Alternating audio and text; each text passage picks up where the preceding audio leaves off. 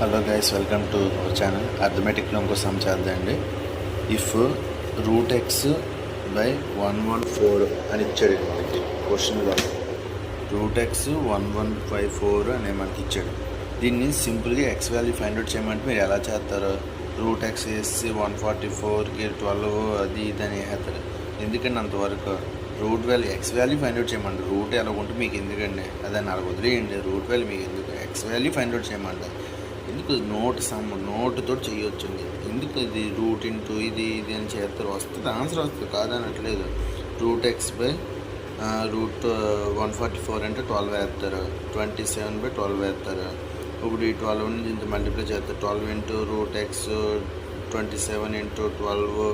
ఈ 12 ఇటు పక్క తీసుకొచ్చి బై చేసి మళ్ళీ దీనికి చేసుకొని చాలా పెద్ద టాస్క్ అవన్నీ.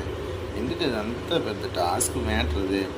సో ఇది అనేది దీనికి ఇది ఈక్వలే కదా. మన లాజిక్ చెప్తున్నాను. ఈ 144 అనేది దీన్ని స్క్వేర్ చేస్తే కదా వచ్చింది. అదే 27 అనేది దీన్ని స్క్వేర్ చేస్తే అదే ఆన్సర్. ఇంకేంటి 49, 14, 18, 14, 4, 2, 4, 8, 9, 7, 2 అంతే ఆన్సర్.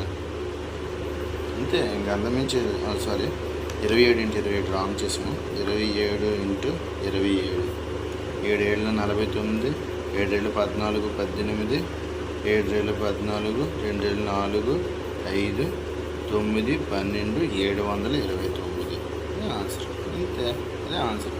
144కి 12 ఉంది ఇక్కడ 729కి 27 ఉంది. అంతే, అవి చేయలేదండి. ఇప్పుడు అందులోనే ఇది రేషియో ఈక్వల్ వస్తుంది. మీకు అందుకే డౌట్ అనిపిస్తుంది. Thank you for watching.